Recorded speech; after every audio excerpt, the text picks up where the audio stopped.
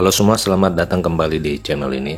Video kali ini kita akan membahas terkait dengan jumlah gaji para honorer di kategori tertentu sesuai dengan peraturan resmi dari pemerintah. Tapi sebelum itu, untuk rekan-rekan yang menyaksikan video ini, silakan ditonton video ini secara lengkap agar rekan-rekan bisa menerima informasi yang utuh dan menyeluruh.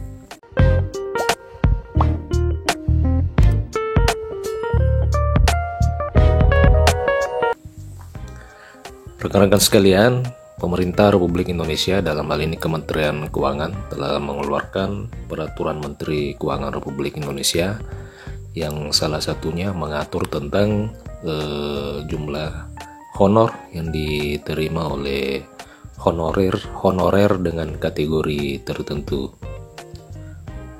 Peraturan tersebut adalah Peraturan Menteri Keuangan Republik Indonesia nomor 83/PMK 02 tahun 2022 tentang standar biaya masukan untuk tahun anggaran 2023. Peraturan ini salah satunya mengatur tentang jumlah atau besaran honorarium yang diterima oleh para tenaga non-aparatur sipil negara dengan kategori tertentu.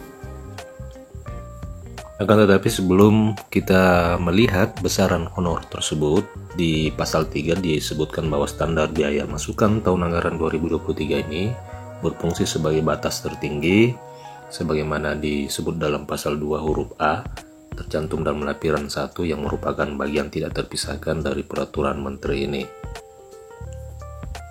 Di pasal 4 disebutkan bahwa penerapan standar biaya masukan tahun anggaran 2023 ini berpedoman pada Peraturan Menteri Keuangan mengenai pedoman standar biaya, standar struktur biaya, dan indeksasi dalam penyusunan rencana kerja dan anggaran Kementerian Negara atau lembaga. Jadi peraturan ini merupakan acuan bagi setiap instansi dalam hal penetapan kebijakan keuangannya.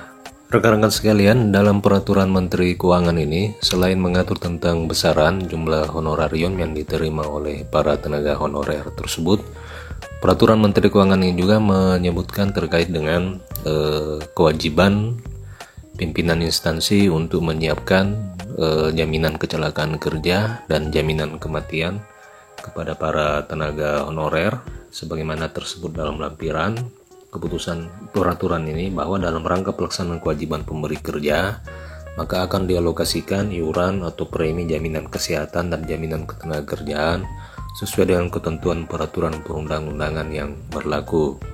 Nah, rekan-rekan sekalian, adapun kategori honorer yang besaran honorariumnya diatur dalam Peraturan Menteri Keuangan ini adalah sebagaimana tersebut dalam lampiran poin 29 lampiran Peraturan Menteri Keuangan ini, disebutkan bahwa honorarium yang diberikan hanya kepada pegawai non-aparatur sipil negara yang ditunjuk untuk melakukan kegiatan sesuai dengan tugas dan fungsinya sebagai satpam, pengemudi, petugas kebersihan, dan pramubakti.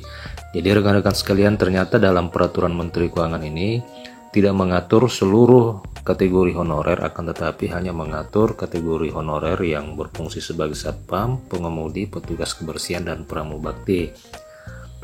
Adapun jumlah atau besaran honorarium yang diterima oleh kategori honorer seperti yang disebut dalam lampiran Peraturan Menteri Keuangan ini berbeda antara wilayah satu dengan wilayah lainnya. Yang terbesar menerima adalah dari Provinsi DKI Jakarta, itu mencapai Rp5.615.000. Jadi ini wilayah yang menerima jumlah honorarium yang paling besar bandingkan dengan seluruh provinsi yang ada di Indonesia. Beda halnya dengan di daerah Sumatera Selatan misalnya, dia hanya menerima Rp3.931.000. Jadi besaran honorarium yang diterima berbeda antara wilayah yang satu, provinsi yang satu dengan provinsi yang lainnya. Kalau sepintas kita melihat besaran ini bisa sesuai dengan upah minimum regional sesuai dengan wilayah provinsi masing-masing. Nah, rekan-rekan sekalian, Peraturan Menteri Keuangan ini merupakan peraturan yang menjadi landasan dan dasar bagi setiap instansi pusat maupun instansi daerah dalam menetapkan dan mengestimasikan besaran honorarium yang diterima oleh tenaga honor, tenaga non-ASN yang telah disebutkan tadi, yakni kategori satpam, pengemudi, petugas kebersihan, dan pramugari.